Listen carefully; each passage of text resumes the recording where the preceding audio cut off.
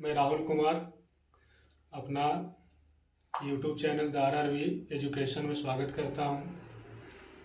मैं एक interview session करने जा रहा हूं जिसमें जो हमारे कोचिंग संस्थान से जो भी सेलेक्ट हुए हैं गवर्नमेंट जॉब के लिए उनका इंटरव्यू लूँगा इस सेशन में।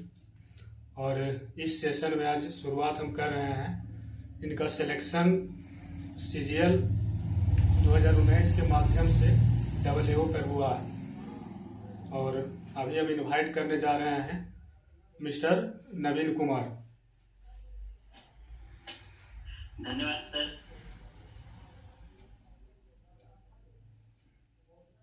जी, आपसे हम जानना चाहते हैं सर कि जो है अपने बारे में थोड़ा सा बताइए, किस तरह का जो है आपका स्कूली शिक्षा वगैरह जो है हुआ है उसके बारे में बताइए।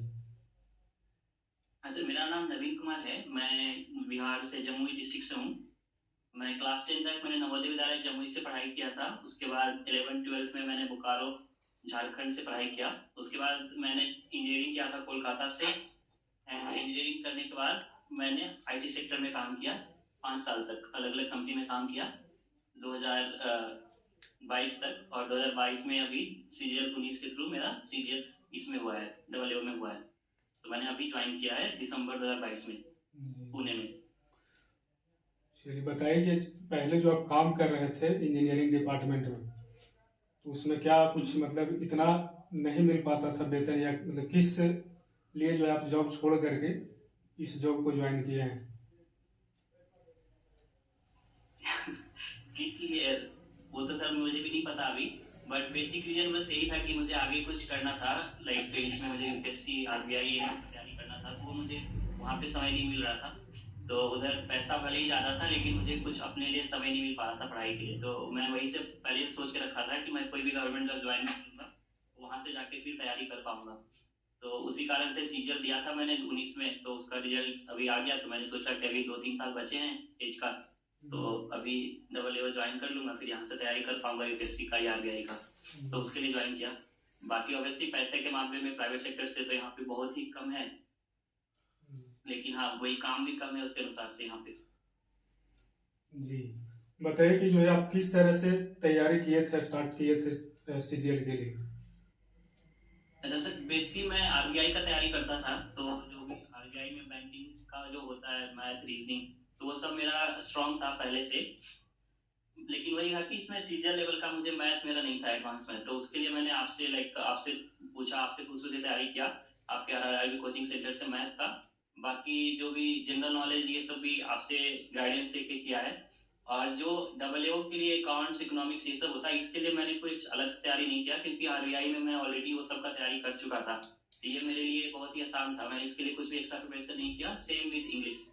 तो इंग्लिश से मेरा ऑलरेडी, क्योंकि इंग्लिश SSC में आपको पता है बहुत ही कॉम्प्रिहेंशन बेस्ड आता है। तो अगर जिसका इंग्लिश कम्युनिकेशन स्किल अच्छा है, जो पढ़ लिख सकते हैं इंग्लिश सही से, उनके लिए बहुत ही इजी एग्जाम है इंग्लिश का SSC में टायर 2 का। राइट, बस स्पेशली राइट 200 मार्क्स का जो क्वेश्चन होता है उसमें बस 20-30 मार्क्स ही है, जो कि आप जिसके लिए आपको मेहनत करना पड़ता है ग्रामर का पोर्शन के लिए। बाकी बहुत ईजी होता है जी। तो बस वही मुझे मैं मैथ के लिए ही और जीके के लिए ही तैयारी करना पड़ा था बेसिकली CGL में। तो वो मैंने आपसे किया था, बाकी बस मॉक टेस्ट देकर और प्रीवियस ईयर क्वेश्चन देकर किया था। जी, AAO के लिए जो एक्स्ट्रा पेपर आता है उसके लिए बताइए, कोई बुक वगैरह जो होता है जिसके माध्यम से बाकी लोग भी तैयारी कर सकें, ऐसा कुछ बताइए। हाँ सर, मैंने नहीं करा था बहुत, लाइक अभी एग्जाम के समय नहीं किया था, लेकिन मैंने पहले से मतलब इसका, क्योंकि मैं इस बैकग्राउंड से तो हूँ नहीं, मुझे इकोनॉमिक्स कुछ आता नहीं है, ना ही इंजीनियरिंग में पढ़ाते हैं ये सब। तो इसके लिए मैंने पढ़ा था, जो कोर्स से मैं डिटेल्स में बता दूंगा आपको, लेकिन बेसिकली बस ये बता रहा हूँ कि जो बेसिक सिलेबस जो होता है इसका, जैसे इकोनॉमिक्स का और अकाउंट्स का, ये सेम होता है। जो चार्टर्ड अकाउंटेंट का एक फाउंडेशन कोर्स होता है ना, उसका सिलेबस और इसका सिलेबस ऑलमोस्ट सेम है। तो वो जो चार्टर्ड उसका एक वेबसाइट है ICAI का, उसके वेबसाइट पे जाके आप उसका बुक डाउनलोड कर सकते हैं अकाउंट्स एंड इकोनॉमिक्स का। वो हिंदी इंग्लिश दोनों में अवेलेबल होता है। तो अगर आपके पास समय है तो आप वो पढ़ सकते हैं। मैंने वो पढ़ रखा था, एग्जाम के समय नहीं पढ़ा, मैं 4-5 साल पहले उसको पढ़ रखा था।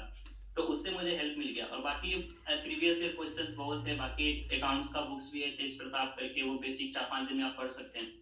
तो मैंने वहां से पढ़ा है ना। वीडियो के बाद आप चाहेंगे तो मैं उसका भेज दूंगा लिंक सारा, जो आप डाल सकते हैं डिस्क्रिप्शन में, जो कि बाकी लोग उसको देख सकते हैं। चलिए और बताइए कि बहुत अभी। इजी है, मतलब बहुत लोग ऐसा डरते हैं ना कि मतलब एक अलग सब्जेक्ट हो जाएगा। बहुत लोग होता है कि नहीं मुझे इनकम टैक्स बनना है ना, 4600 रेट पे का जॉब चाहिए, अकाउंट्स इकोनॉमिक्स पढ़ूंगा तो मेरा वो तैयारी खराब हो जाएगा। तो ऐसा कुछ बिल्कुल नहीं है। आपके पास अगर 10-15 दिन का भी समय है, आप उसमें पढ़ के आराम से 100 प्लस मार्क्स ला सकते हैं। और अगर आप 100 प्लस मार्क्स ला रहे हैं तो आप टॉप रैंकर में होंगे। जी। क्योंकि जो 200 मार्क्स का पेपर होता है उसमें 120 मार्क्स का बस इकोनॉमिक्स होता है। आप इकोनॉमिक्स में ही 80 मार्क्स ला सकते हैं, क्योंकि वो बस करंट अफेयर्स होता है मैक्सिमम। तो अगर आपके जी। पास 10 दिन भी है तो आप उसका तैयारी आराम से कर सकते हैं, बिना अपना उसको जो नॉर्मल मैथ इंग्लिश का प्रिपरेशन है उसको इफेक्ट किए हुए। जी। अभी बताइए कि आप जो है कितना दिन पहले जो है इस जॉब को ज्वाइन किए हैं, और किस किस तरह का सुविधा मिलता है, और क्या इसमें भविष्य है। सर जॉब तो सर बहुत अच्छा है। आई थिंक सीजीएल के माध्यम से ये एकमात्र जॉब है जो गैजेटेड पोस्ट है, प्लस 4800 ग्रेड पे का है। जी। राइट, लेवल 8 का है। यहाँ पे हम लोग का जैसे हमने ज्वाइन करा था दिसंबर में, जी। अभी 4 साल में, राइट, विद इन 4 साल हमारा वो 5400 हो जाएगा जी। लेवल 9 में। वो हर गवर्नमेंट जॉब में जहाँ भी आपका 4800 होता है। तो इसमें इसका ये फायदा है कि आप बाकी कोई भी जॉब ज्वाइन कीजिएगा, इनकम टैक्स एक्साइज, वहाँ पे आपका पहला प्रमोशन जो होगा तब जाके आप ऑफिसर बनिएगा, गैजेट ऑफिसर। और वो जी। पहला प्रमोशन कहीं कहीं पे 5 साल में हो जाता है इनकम टैक्स में, लेकिन कहीं कहीं पे 18 साल भी लग जाता है। जैसे एक्साइज इंस्पेक्टर जो कोलकाता ज्वाइन करे, मैंने एक से बात किया था, वहाँ पे 18 साल लग जाते हैं उन लोग को 4800 ग्रेड पे बनने में, राइट, जो असिस्टेंट कमिश्नर होता है। जी। और ये आप यहाँ पे स्टार्टिंग से ज्वाइन करते हैं और आप 4 साल में 5400 बन जाइएगा। उसके बाद 7 साल के अंदर ज्वाइन करने के आप सीनियर ऑडिट अफसर बन जाएंगे, जो कि ग्रेड ए का पोस्ट है, राइट, इक्विवेलेंट तो जो आप यूपीएससी से बनते हैं। जी। तो आप ग्रेड ए का बन जाइएगा 7 साल में। तो 7 साल क्राइटेरिया है, कहीं पे 7 साल, कहीं पे 10 साल, कहीं पे 12 साल, ऐसा हो सकता है। तो वैसे करके आप मतलब अगर आप 27-28 साल में ज्वाइन कर रहे हैं तो आप मतलब आराम से 7600 ग्रेड पे तक जा सकते हैं इसमें यहाँ पे। जी। और प्लस इसमें क्या है कि ये डिपेंड करता है अलग अलग विंग पे। जो एओ का, जैसे मेरा विंग अभी डिफेंस सर्विसेज का है, तो मैंने ज्वाइन किया है, तो मेरा साउदर्न कमांड डिफेंस सर्विसेज का है। तो मेरा काम है कि साउदर्न कमांड जो है इंडियन आर्मी का, उसके अंतर्गत जो भी ऑफिसर्स हैं, लाइक आर्मी के, प्लस जो डीआरडीओ का, बॉर्डर ऑर्गेनाइजेशन, इसके जितने भी ऑफिसर्स हैं वो सबका ऑडिट करना होता है हमारा। तो इसका डिफेंस का सारा का एक सेंट्रल ऑफिस है दिल्ली में, वही सारा कुछ कंट्रोल करता है। तो इससे इसमें क्या फायदा है हमें कि हमारा ट्रांसफर है, हम चाहें तो अभी पटना आ सकते हैं 2-3 सालों के बाद, अगर हमें मन करे पुणे में नहीं रहना तो। वैसे ही ऑल इंडिया ट्रांसफर हमारा है, 3 साल के अंदर कहीं भी जा सकते हैं। ये आपको बहुत जगह नहीं मिलेगा, मतलब इसमें भी डब्ल्यू में भी अगर आपका स्टेट में मिल गया, जैसे आपको एडी ऑफिस पटना मिल गया, तो फिर आपको जिंदगी भर पटना में ही रहना पड़ सकता है। जी। सिमिलरली जैसे कि अगर आपका चेन्नई ऑफिस हो गया और अगर आपको स्टेट गवर्नमेंट का ऑफिस मिला, तो आपको जिंदगी भर चेन्नई में रहना पड़ सकता है। तो ये डिपेंड करता है कि आपको कौन सा विंग मिला है। तो डिफेंस में ये सुविधा है कि आपको ट्रांसफर भी मिलेगा, प्लस प्रमोशन भी फास्ट है। और अगर आपको स्टेट गवर्नमेंट मिला तो वहाँ पे ट्रांसफर भी नहीं होगा, प्लस प्रमोशन भी बहुत स्लो है, क्योंकि वहाँ पे एक ही ऑफिस होता है जिसके अंदर उनको वैकेंसी देखना पड़ता है।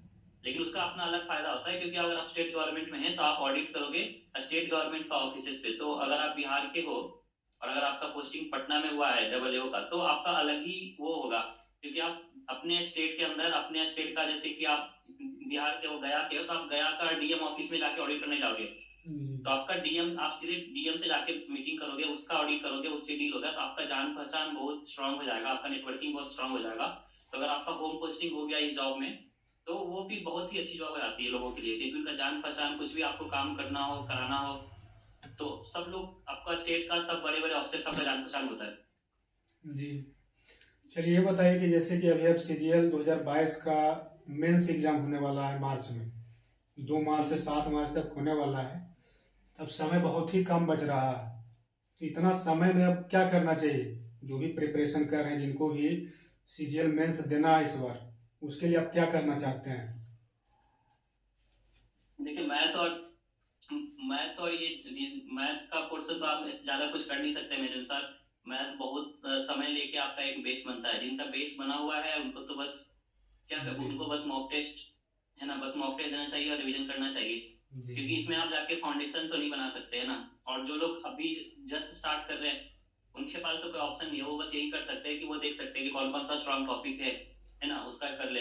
जी। और इस बार का सिलेबस भी चेंज कर दिया है इसमें। तो जैसे पहले होता था कि जो लोग 5-6 साल से तैयारी कर रहे मैथ में, उनका बहुत स्ट्रांग होता था, तो उससे आप कम्पीट नहीं कर सकते थे आप इतने कम समय। लेकिन इस बार तो सिलेबस बहुत ही नॉर्मलाइज कर दिया था। अगर आपका मैथ थोड़ा सा वीक भी है तो आप इंपोर्टेंट चैप्टर पढ़ के जाइए, जो है ना, जहाँ देखिए वो जहाँ से ज्यादा क्वेश्चन आता है वो सब अगर करके जाइए, मॉक टेस्ट देके जाइए, तो अभी सबके पास चांस है।